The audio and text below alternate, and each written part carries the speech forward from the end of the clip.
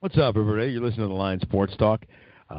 Once again, we are dealing with all kinds of sound nonsense. Me and Joe Peeps lit it up there for about a good 20 minutes, and everything fell apart. So we're just going to take it from the top. Joey Peeps, what's up, buddy? I was really better in the last one. Now I'm extra drunk. Thanks a lot. No, just want to start. I know. Just want to start off though. On this somber note. How you doing, man? I know Chris Cornell. I know that was your guy. I'm shitty. If I'm being perfectly honest, I'm shitty. And we had all the music set up. I had everything from Audioslave, Soundgarden, Chris Cornell's solo stuff. I had it all set up here just to play and jam and sound great in the background. And because of our sound issues that will apparently never be fixed in a million years until I actually get an engineer in here to do it, screw it. So anyhow, I'm not good, man. And I'll rehash how my night went last night. I actually I popped out of bed around 3 a.m. The dog let me know he had to take a leak, which he usually does in the middle of the night, or he just goes and shits in the middle of the living room carpet. Last night he didn't do that, but I took him outside, took a leak, and I opened the outside door, and I tried to smell some fresh air, and it smelled like portions of Florida were on fire at 3 a.m. There's a lot of local burning going on. It's a little disconcerting. But anyhow, at that point, as I tried to go back to bed, I couldn't. I just laid down on the couch, and I pulled out my phone, and I was going to just pop in a podcast or something and listen to it. And I started to scroll through Facebook, and I see the news that 52-year-old Chris Cornell found dead in his hotel room, and my immediate thought was, this is a hoax, and it's bullshit. And I just kind of laughed. I was like, that's stupid. And as I continued to scroll down through some discussion posts and everything, I saw one guy where he had linked it to ABC News and CNN and a handful of other sources that, I won't say whether anything I mentioned is credible or not, but for this instance, it served our purpose. It was certainly credible, and at 52 years old, my grunge legend and the voice from my generation, Chris Cornell, is gone. Dude, and I'm not good. I'm not. You face your own mortality at this point. You look it all dead in the eye, and you go, wow. All those great bands from my generation are gone, with the exception of my favorite, with the exception of Pearl Jam, Soundgarden, Alice in Chains, Nirvana. They're gone. All those frontmen are gone, and they're never coming back. And these guys aren't replaceable. Guys like Chris Cornell is not there. You can't. Not that Journey replacing Steve Perry was an easy task, but they lucked out and found a guy on YouTube who could do it. I just don't know that you're going to get on YouTube today or tomorrow anyway and find a Chris Cornell. The guy was a super special talent. Well, music is one of those things. It just he's gone. And the thing that saddens me the most is one, I've seen him in concert numerous times. I want to see him numerous more times, and I won't have the opportunity to do that. Now, it's selfish for me. I'm also saddened by the fact that his children are without a father, his wife's without a husband. Don't get me wrong. Let me not be too selfish about it, but just the life that I thought he was just one of those bands, Soundgarden, Audioslave, Chris Cornell on a solo tour. It was one of those things that I thought that no matter where they were, anywhere locally, I'm going to see him, and me and the wife would probably pick a vacation and roll out that way and go see him there too. And it's just sad, terribly sad, and the way he went out when it didn't have to be this way is even more sad. It's sad. Well, really, we touched on this earlier. I mean, you think this guy had everything, I mean, a very, very, very, very, very, very, very good musician, talented as all can be. Like you said, had his own distinct blend. One of the greatest vocalists you've seen. Or have heard, I should say. Dude, you'll never hear a voice like that just would erupt. And I saw them 3 weeks ago in Amalie Arena in Tampa, and he came out and just absolutely shredded. At 52 years old, his voice was still strong midway through a tour. He hits notes that people can't hit, and it just like certain songs, just driving down the road, you crank down all the windows and turn up the dial and just blow out the highway in songs like I Am the Highway and blow up the outside world in those songs, and just Rusty Cage. You just go nuts, and that was my generation, and that was my stuff. The mid-'90s was me, and we lost a really great talent, and it stinks. Well, it stinks. I mean, it's really an understatement. And we go back to depression too, and you look at this guy. This guy had everything. You would think, on the outside looking in, you would think, wow. I mean, great talented musician, has toured the world famous. I mean, defined a generation in the '90s. had his own unique blend, a family, that adored him, I'm sure. And I mean, yeah. you just ask yourself sometimes, I mean, dude, why? Why? Is it? And the idea that when I'd read an article that their last show was last night, in Rock City, Detroit, and they said that Cornell actually struggled through a lot of the songs, screwed up some vocals, was just kind of dismissing phrases and just letting things go, and just didn't look like he was too into the show last night. Now, from all accounts, the fans said they loved it. He was still great, but it wasn't his best performance until you got to figure night after night after night of performing. I mean, eventually you're not going to bring your A game every single night, are you? No, you're not. You're certainly not. But what they were getting at is the last 2 or 3 songs, very eerie. The last song, they went into a Led Zeppelin, Bob Dylan song. They kind of transitions into it, and that song was "In My Time of Dying," which he's done, and he's covered that song before, but it was just eerie to look back. And if you look at a lot of Soundgarden in particular, a lot of their lyrics over the years that were mostly written by Cornell, a lot of it involved like the afterlife, death, gates of heaven, will I get there? How can I get there? Will you take me there? And for somebody who is not a religious guy, self-proclaimed atheist he was. I heard him say that live in front of a couple thousand people at Ruth Eckerd Hall one night a few years ago. When he a song named Wooden Jesus, another song Jesus Christ Pose. They're one of their best songs, Birth Ritual. A lot of these things had to do with life, death, and I feel like, and this is maybe this sounds crazy, but hear me out here. This guy was an artist, and I feel like sometimes as an artist, they take themselves very seriously. The depression takes hold, and I think he felt like he had to leave some sort of legacy behind. And I don't know that he wanted to be playing seafood festivals in Miami or in Clearwater, Florida when he's 65 years old. I think he wanted to go out with some sort of poetic climax. And I sometimes maybe the depression fuels all of that type of thinking. I don't know. I don't, when you're a creative soul like that, it can be dark, it can be dismal, and it can be rock bottom, and it's just fucking terrible, man. Just fucking terrible. Well, the key is you just never know. And here's the thing about depression.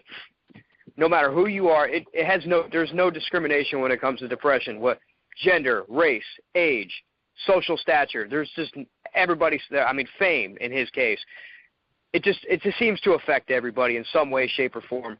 And there's never an answer. I mean, you try to sit back and think like, well, what could I have done? I mean, what was he thinking? Why? And the more you ask yourself that question, is the more you're going to drive yourself fucking insane. Oh, you will. There's no. And there is no answer. I mean, there's a reason all these medical professionals are still trying to study this. It's a mystery to them as well. And these people have gone through years and years of school, and they know more about this shit than we could ever think. So sure. I don't know. There is no answer. The answer is I don't know. It is. And on that note, anybody out there, dark days, dark times, man, just hold on until tomorrow. Push yourself through. Things get better. Things get worse. I do believe that most human beings struggle with the roller coaster of emotion and hormones and dopamine and all. We struggle with it. We're human beings. It is a roller coaster ride. Just hold on and just see where you can end up a day from now and get help. Help's not always cheap, and I understand that that's a problem. I know that maybe the 800 line isn't going to save your life when you are in the darkest hole of your life, and when every break is beating you down. I mean, what's an 800 line going to do? I mean, not to poke light at the subject. What's an 800 line ever going to do for you? They're going to give you put-ups. They've never even seen you in their life. I mean, no, don't do it. You're loved. You're great. Well, you're this. You're that. How the hell do they know? Unfortunately, yeah, that's probably the coaching method. But I'm sure that they have a lot of they have probably a pretty laid-out scientific approach, and they're trained on how to do this, how to at least keep somebody from doing something to themselves.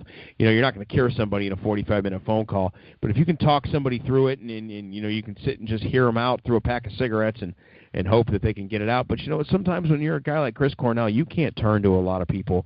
You can't share much. You are probably pretty closed off to most of society, maybe even to your family. You're approached by people who just want to shake your hand and take a picture with you, and that's got to get old, and that's got to hurt after a while. Because I don't know, man. I just don't see anything about a hotline. Well, I mean, is that really the discussion? It's not really important, but people go through years and years of therapy and never get better. What's a 45-minute? I mean, like I said, what's a 45-minute phone call going to do? So probably not much, but if you are up against the wall, if that 45-minute phone call gets you through the point of making that decision to off yourself or not, I've been acquainted with some people and known some people in my life that have taken their own life, and every time you look back and go, what the fuck were they thinking? Like, what motivated them to do that? And these are personal stories of people that, we have listeners out there who would know who I'm speaking of, so I really don't want to rehash the details of those stories. But you just got to cling to something and hope that maybe at some point, somehow, somebody is going to say the one thing that makes somebody go, you know what, let me just try to make it for one more day. And then from that point, go get some more help. And if you're out there and if things are that bad, you can make it. Get it to one more day. It's an issue that's been, we can agree that it's an issue that's been touched. Everybody's been touched by it, no matter who you are. In some way, shape, or form, depression, suicide, I think everybody out there has been touched by this issue, and it sucks. It does. It's not going to go away anytime soon. That's the unfortunate part about it. But at the end, my part being done, my heart goes out to Chris Cornell and his family, and hope he rests in peace. That's all I got. Yeah, I'm with you, buddy. I'm with you. So definitely a somber day. And, I'll close with this. It's so odd, and I talked to a lot of friends today, and a lot of my fellow mid-'90s kids who had, long, ratty hair and poorly grown goatees and lived in a flannel shirt because we all thought we were the Seattle Sound somewhere all the way across country in Clearwater, Florida. But it was Chris Cornell was a voice of our generation musically, and now, sadly enough, really Eddie Vedder's the last one left with Scott Weiland, Lane Staley, Kurt Cobain in no particular order, and now Chris Cornell, Andrew Wood from Mother Love Bone. These guys are all gone. And it seems like you had mentioned to me in a pre-production conversation that it seems that it's almost a prerequisite to be dead if you were a 90s grunge rocker. Bradley, let's not forget Bradley. He was in grunge, but Bradley Knowles was Sublime. He was definitely part of that ilk that shot heroin and wrote good music. Depending on who you ask. If you ask me, that was my stuff, and that was in the mid-'90s. That was a lot of that music got me through some weirdness in adolescence.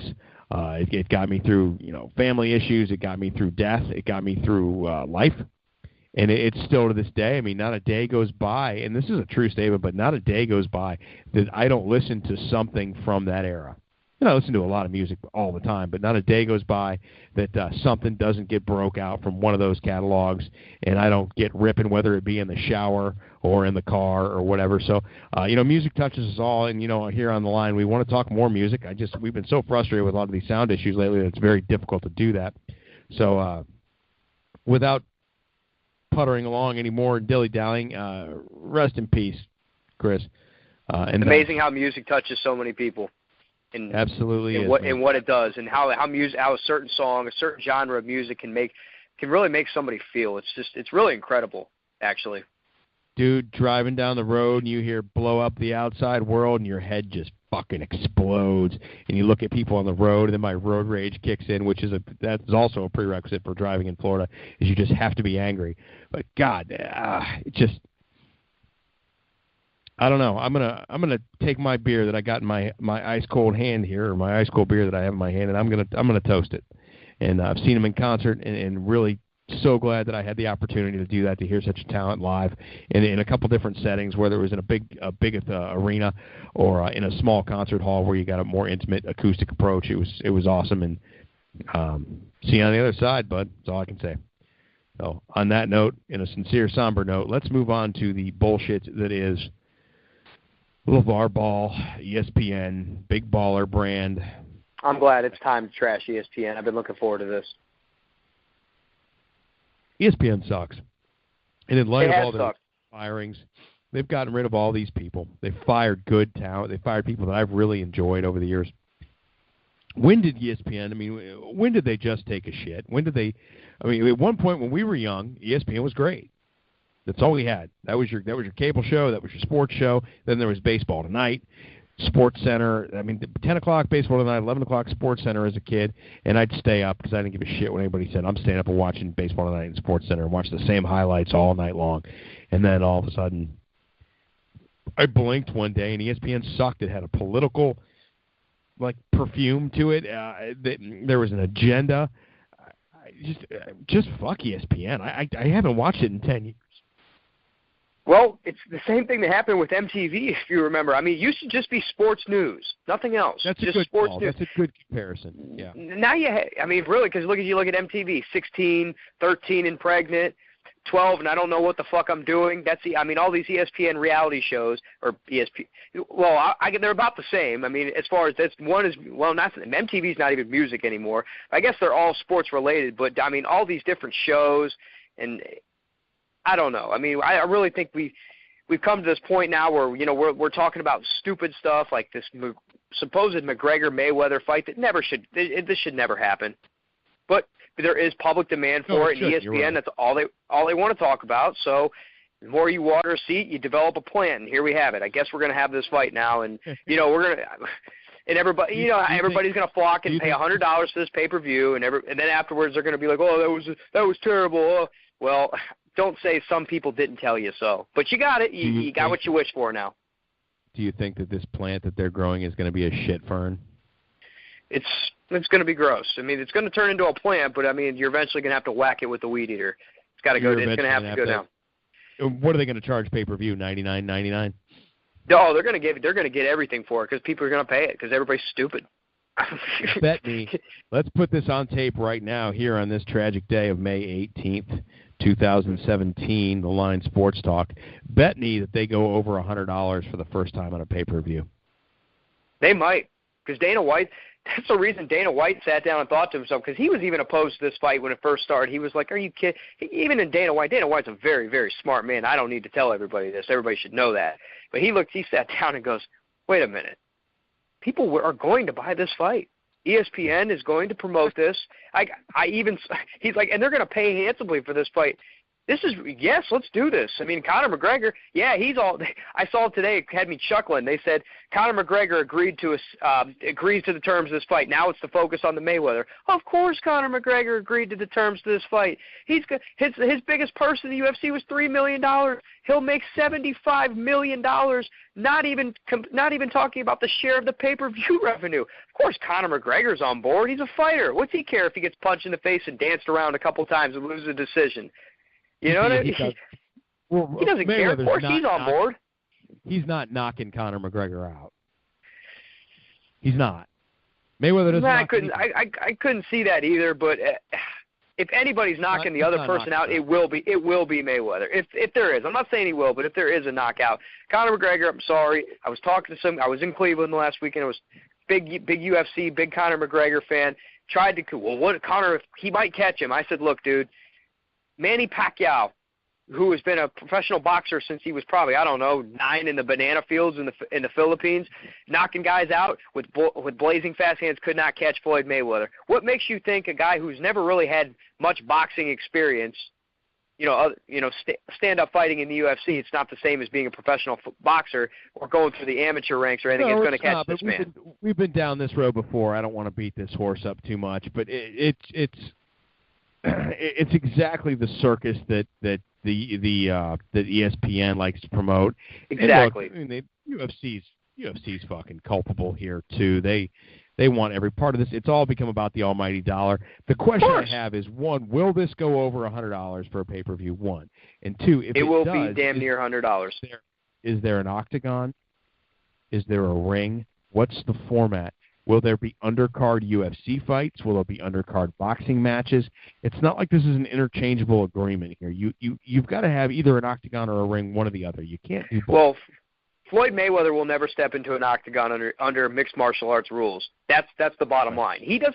Here's the thing: Mayweather doesn't need this fight. He's worth more than any athlete on the planet. If anybody needs this fight financially, it would be Conor McGregor. Mayweather doesn't need it financially. Would it help? Yes, of course, but he's not getting into an octagon. That's the end of the story. So are they going to have undercard boxing matches that won't draw a crowd anyway? I don't know. See, that's different. They might have I don't know how they're going to work this out, but from what I've understood, it is a complete 12-round boxing match because Mayweather will never step into an octagon. There's nothing to tell. If the day Floyd Mayweather steps into an octagon, I'm going to sit here and say that, you know what, this asteroid is going to hit us soon because that's not happening. Yeah, the fucking thing can't get here soon enough, by the way. No, it's not happening. No, so anyway, ESPN continues to promote this shit. And then I see ESPN that really seems to they're like the TMZ of sports channels. They just look for this shit, and then they run this shit all day long. And I've heard a lot of guys who are I'm not going to say ACC sports fans, but I'm going to say that they're not SEC sports fans. They all have a tendency to bitch and moan and suggest that ESPN, because they own the SEC network, has a tendency to be biased towards SEC and not necessarily ACC stuff or any other college conference. They tend to not give the kind of love to. And I don't know that that's entirely true. I haven't picked up on that. ESPN. Yeah, I think that's confirmation bias in a lot of ways, and I think that ESPN is not going to sell themselves like that. Now, of course, the SEC channel is going to be biased to the SEC. It's the fucking SEC channel. That's what they do. Well, we've seen a transformation in college football. Nobody will. You're not going to find anybody sitting out here saying the SEC is the premier dominant football conference anymore. The SEC is very top heavy. The rest of it is very questionable. So. Sure. So ESPN owns the SEC network, and ESPN beats up. They just pound and pound and pound that drum on their own network. I don't necessarily see them doing that on ESPN like a lot of fans of other conferences tend to point out and notice. But what I can't help but wonder is ESPN has become this TMZ-like entity where they just look for bullshit all the time, and they run bullshit stories day in and day out. Not necessarily like lying bullshit stories, but just shit that's not interesting to the true sports fan. To me, Lavar Ball, can we please just smash this potato head right now? Well, you know why? The same reason the Mayweather-McGregor fight's a big deal. Why is this guy a big deal? Because they keep putting him on. So everybody wants to keep listening and keep tuning in because ESPN keeps giving him his light. When they should have just said, okay, this guy's a joke, we're not having him on anymore. Well, okay, let's shift gears here for a second. Did you see on Fox Sports 1 on Colin Cowherd on the Herd when Lavar Ball was on there this week? No, I didn't. Okay, so he's on. Are you familiar with Kristine Leahy? She is Colin's assistant. Yes, very. Okay, quite familiar. Very familiar with her too. She's awesome. Yeah. Kristine Leahy knows basketball, knows football. Basketball is really her bread and butter. The NBA is her bread and butter. She knows it back, forward, upside down. So Kristine Leahy is sitting to the far left in an upper booth, kind of like Robin does on Howard Stern show. And then on my face. I'm sorry, my JP came out. Yeah, it's hard not to. It's hard to contain. So Kristine Leahy she knocked Lavar Ball earlier in the week for him suggesting that he's not going to market to women, which honestly I don't have a problem with that. I really don't. I think that's overblown bullshit, but that's another story for another time. So he won't even look at her, and he tells her to stay in her lane. He won't look at her. He puts his hand up towards her face and tells her, "You stay over there." And she basically said, "Hey, look me in the eye and tell me these things." And he wouldn't even look at her. And he said, "I'm here to talk to you, Colin."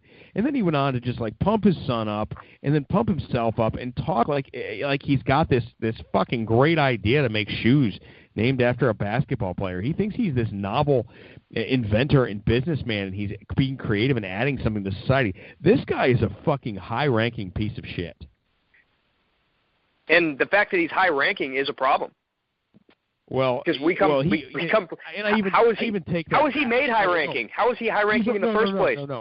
No, you misunderstood me. He ranks high on the level of piece of shit. Okay, all right. He's a high-ranking turd. As far as turds go, he is one of the biggest I've ever seen. He looks like fucking Mr. Potato Head, and I don't ever really like that. But they need to stop giving him air. They're fueling his fire by they keep giving him airtime. They absolutely do. They need to say, we have no interest in interviewing you because sometimes you can come on a show and you can be fun and da-da-da-da and tell Charles Barkley you're better than him even though you average one fucking point a game in college basketball and never had a career at anything other than being an ass. You're Lavar Ball. Why stop? They keep airing you. They keep giving you attention. Why stop? Well, I'm going to tell you why he should stop. He thinks that he's going to negotiate some deal with Under Armour, with Nike, with Champion, Adidas. And These companies don't need him. And they certainly don't need him at $3 billion. They don't need him. They don't need his son. Lonzo Ball's a good basketball player. Very good, very talented. He'd be high in the draft board without his dad, yelling in everybody's ear. He would, and I contend that his father is ruining this experience for him. He's ruining it. No, and you know what? He's going to put more pressure on his son, because if his son bombs, can you imagine? It's just going to revert back to him and his dad and all the shit his dad said about him. All the pressure. You're putting too much pressure on like a 19, 20-year-old kid when he doesn't need all this extra pressure. He should just go out and play ball. Right. And it's pressure that he shouldn't have to deal with. That's what I'm saying. Shouldn't have to right now. So the equivalent. LeVar Ball is the equivalent of a stage mom at a pageant, trying to put Vaseline on her baby girl's teeth and tell her to fix her hair, and she doesn't get to eat but one jelly bean, and she gives her a shot of Mountain Dew when she's doing a good job. This is terrible. This is a terrible example of parenting. It is terrible. You are a stage dad because your career sucked and you didn't have a career. You're living vicariously. Very talented son. Now, yeah, Lonzo's a good ball player. He's a very talented player. He's going to go probably in the top 3. He's probably going to go. Do you think he's going 2 overall to the Lakers? Do you think he's going 2 overall? If his dad would have said nothing and sat on the sidelines, he was still gone the same route. So, yeah, probably. His talent merits. Well, absolutely. His talent merits his draft stock right there and there. His dad doesn't need to say anything. It does, but let me ask you this. Talent is what these kids are drafted on, skill level, talent, ability to get better. But does an NBA team, does Magic Johnson, who runs the LA Lakers, and Magic Johnson's been around this game a long time, seen a lot of guys get drafted He's going to bring the Lakers back to relevance. It's going to take them a couple of years, but they will be back. I believe that. But does he look at Lonzo Ball and say, boy, kid, you're pretty good, and then he looks at his dad, but you have this trail of bullshit behind you because of this man here. Am I going to draft you, and am I going to look up and have to lock practice because your dad's standing on the court telling me what I need to do with you? That's a good point, and you're right. It might hurt. If anything, this might hurt the kid because we're not dealing with that.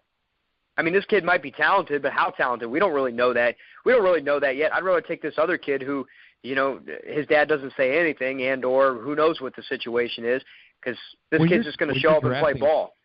When you're drafting a professional athlete out of college, their parents should never come into the equation. Ever. Your parents should never, your parents should never come into equation on any level of sports. And this is the problem. It's been a problem throughout this country for years. Parents trying to be too fucking involved. In high school, sure. Pee-wees. But the important thing is when you are getting a paycheck to do a job at any level, when a company looks at you to hire you, they don't go, well, what are his parents like? Unless you're working for the NSA or the FBI. They're not looking at you going, well, is his dad going to be in our meetings and telling us that we're not using his son right and that he should have a better sales route? That's not a real-world thing. But No, it should be, can your son play ball? Can he help this team in this organization? Basketball, professional sports are a tight comparison when you talk to other jobs and other everyday layman jobs like this bullshit that I do.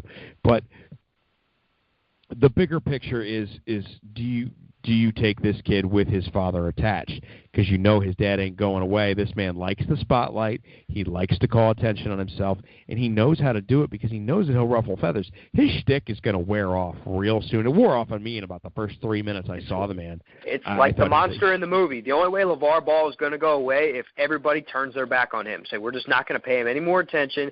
These networks say we're not having him on anymore. Don't pay him any more attention. That's the only way he's going to go away. It's like the monster in the movies. You turn your back on him, and don't let him feel you. He fuels off your anger and your reaction.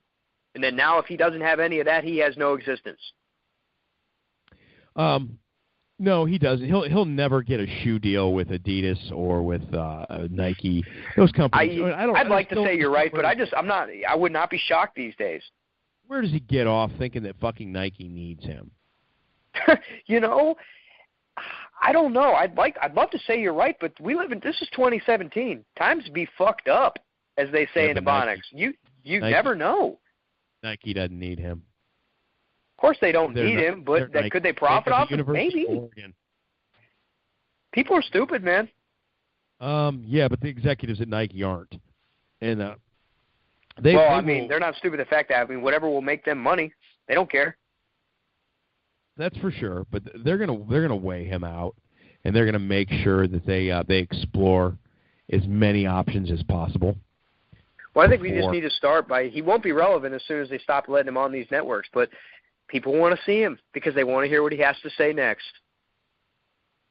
See, and I don't know how true that is. I don't know. I know I certainly don't give a shit if I ever see the man's face. So why does he keep being on these networks, though? Why do they keep having him on if nobody cares to see him? That's the big question, man, and that's why you're here, dude. I don't know the answer to that question. I don't either. I'm asking a general question. I don't know. It just doesn't make any sense to me. Why would you keep having this outlandish, just ridiculous? Some of the things he said is just so off the wall ridiculous. Like, he could beat Michael Jordan today in a game of one-on-one or something like that. I don't know, something along those lines. It's just unbelievable. I did, however, enjoy when he was on First Take and Stephen A. ripped him apart. That was dude beat Michael Jordan one-on-one in anything. Sorry. He said this. He said these things along these lines, and I did enjoy him on First Take. That's really the only really Lavar Ball interview I've really paid attention to. When he was on there, Stephen A. did give it to him, and he ripped him apart. Unlike some of these other networks that have just listened to him and didn't say it, just bit their tongue. No, he said back, and he just said. I was really disappointed in Colin Cowherd the other day.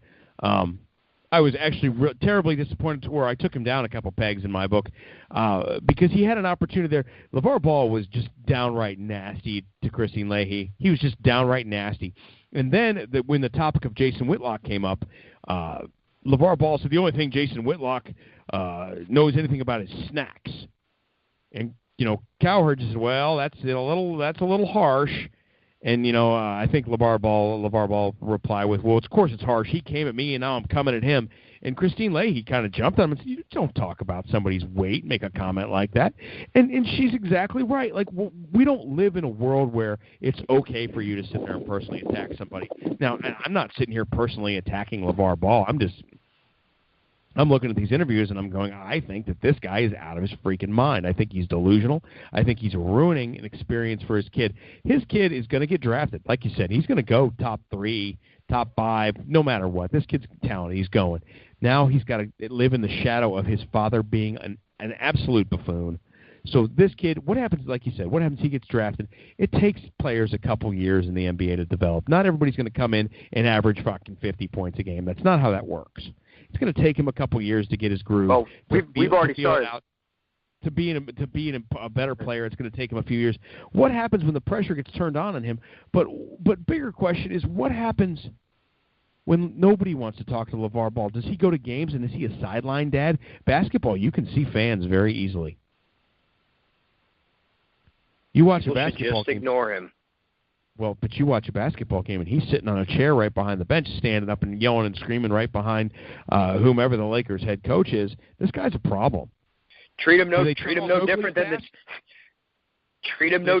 the drunk. And remove him? What? They Charles Oakley his ass and remove him from the auditorium if he starts acting out of line.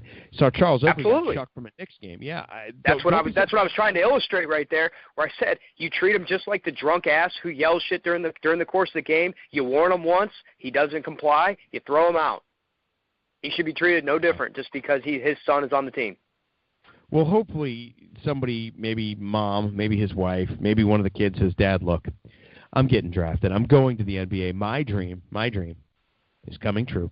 This is what I wanted for me, and I'm going to do this. And I'm going to need you now to dismiss yourself from my business life and go sit down and watch and enjoy. And I'm going to make a bunch of money, and you and Mom aren't going to starve. You and Mom are going to have things, and I'm going to be the right son, and I'm going to take care of you, but you got to go sit your ass down. And I recall a time a few years ago when LeBron's mom got up and started yelling at a ref, and LeBron looked at her. Do you remember this? Told her to sit her ass down. Sit your ass down, mama. Yeah. And he was right. I'm a grown man. Let me do this. You go do your thing. And after a while, there's you respect your parents as long as you can, but there's got to come a point when Lonzo Ball has to go, Dad, look. Enough's enough. Sit your ass down. That's going to happen. It's going to end badly. Easier said than done sometimes. 'Cause a lot of kids grow up in homes where you just don't. He's still a kid.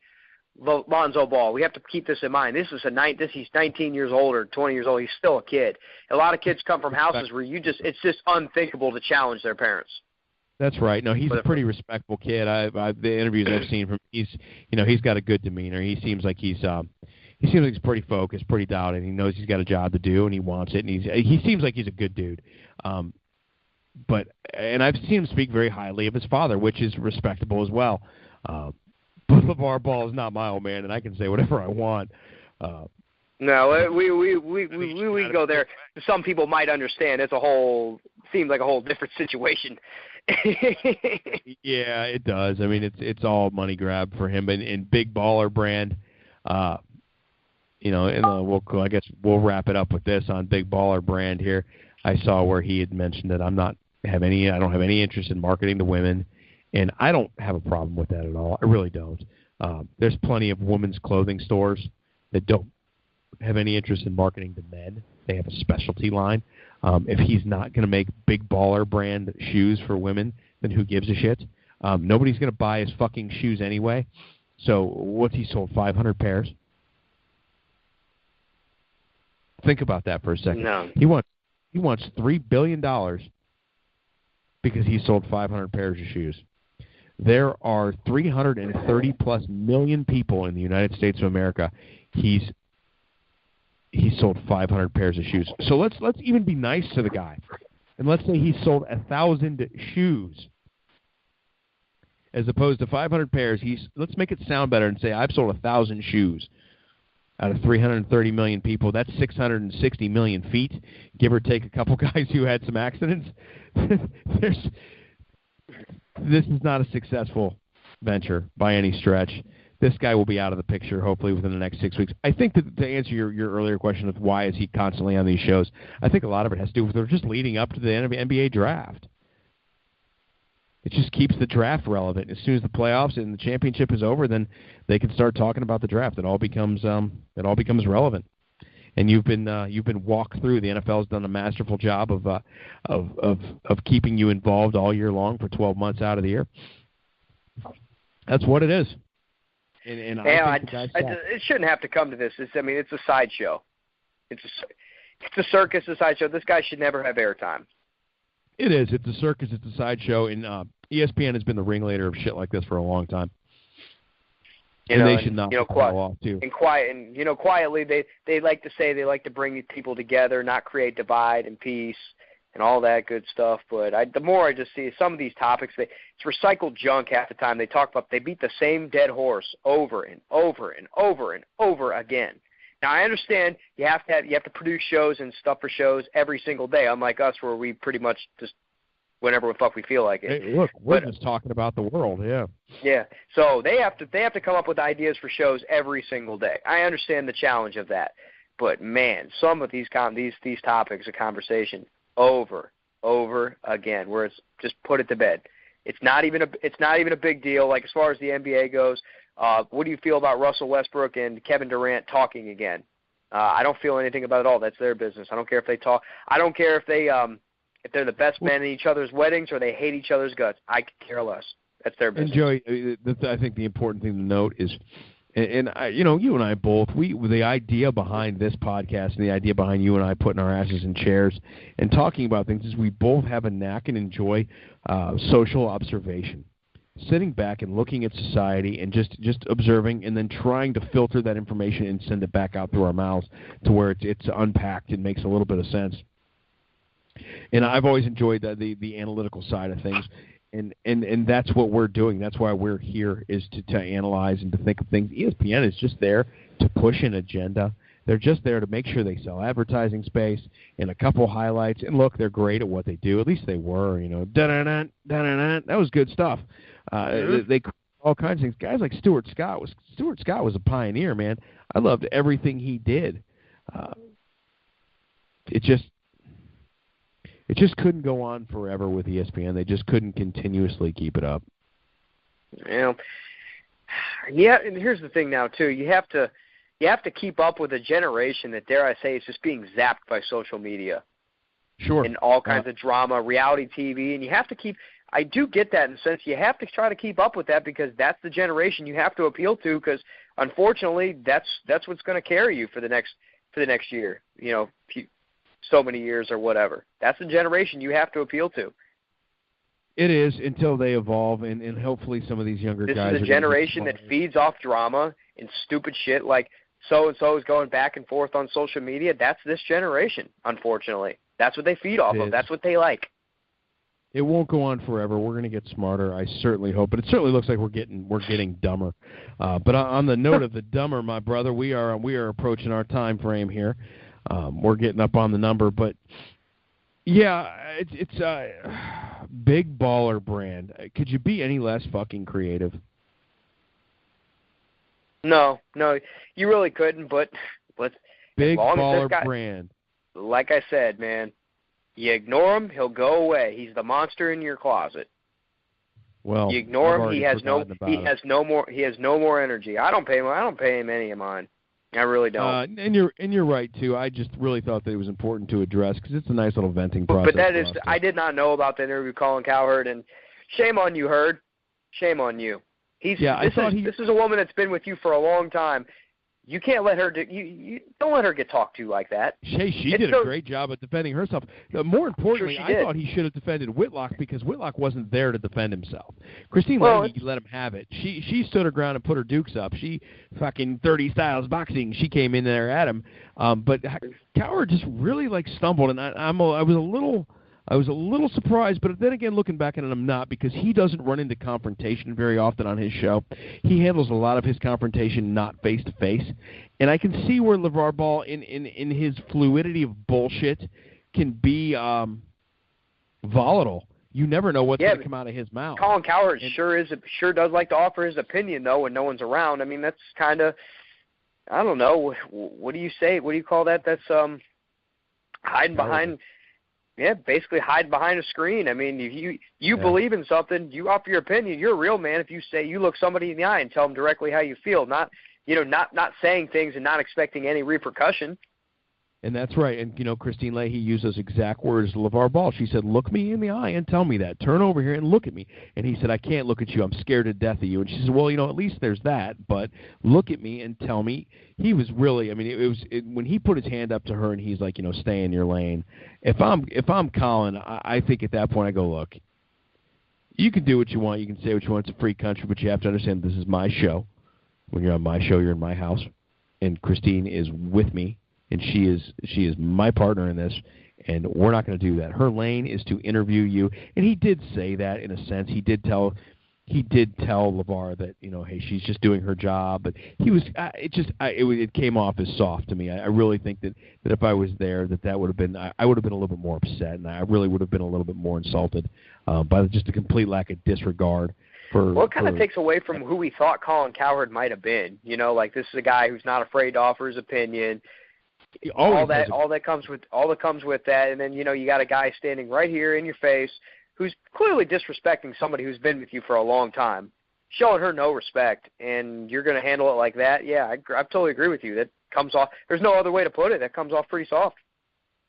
Yeah, it did. It sucked. I was really disappointed, and mainly because too, I think Jason Whitlock's your buddy, your partner. You do shows with Whitlock all week long, and he's not there to defend himself. You need to defend your buddy. He's not there, and if he's not there to speak for himself, I would be happy to see. If you're not there to speak for yourself, I'd be happy to speak for you. Jason Whitlock would have definitely. I definitely believe he would have stood up for himself. He'd have no problem with that. In the personal attack that Lavar Ball threw at him wasn't necessary, making fat jokes. It's like, what are you, fucking 9? If I were Jason Whitlock, I'd hit him with the Conor McGregor. Who the fuck is this guy? I'm Jason Whitlock. I have this level of education. I've been doing this for years, and I'm 25 years, yeah. 25 years, exactly. And who the fuck is this guy? Like, you're just a guy. You're just the flavor of the month, dude. That's all you are. Well, people will forget about you. If Lavar Ball didn't have his son, nobody would know his name. Amen. He is a coattail rider, and that's my ultimate point for even bringing up the topic is he's ruining it for his son. No. So on that note, Holmes, Our time's up, buddy. Let's call it tonight. I'm a little disappointed that our music isn't working because I got a bunch of great Audio Slave and Soundgarden. And if you're out there listening and you're not a Soundgarden fan or you're not familiar with Chris Cornell, Soundgarden, Audio Slave, do yourself a favor. Go check it out for a couple minutes. If you just still don't like it, then you suck. But check it out, man. I'm going to go do that tonight. I'm going to finish off a couple more beers, cook dinner for the little lady, and I'm going to blare a little Pretty Noose in the other room, and I'm going to bang my head for a little bit, and I'm going to listen to the soothing tones of the late Chris Cornell, and I don't know if I like it, buddy. So on that note, folks, May 18th, 2017. This is one of our most recent. This is the latest edition of the Line Sports Talk. I'm a little upset, and I'm gonna call it a night, peeps. So you, sir, be good. And we'll get back at everybody next week, and we'll just keep it rolling. Talk a little bit of baseball. We've got some UFC stuff coming up. We've had some good fights in the league weeks past, so there's plenty to talk about going forward, my man. And let's see if we can find it, make something happen. But on that note, folks, we're gonna get out of here. Hey, ESPN, one last word. ESPN, I know you don't listen to me, and I can't blame you. I'm nobody, just like Lavar Ball. But at the same time, Triple G Canelo, talk about it more if you want to talk boxing. Conor McGregor, Mayweather, garbage. I'm out. Good point, brother. Thanks for listening, guys, and we'll see y'all again. Take it easy, guys. Good night.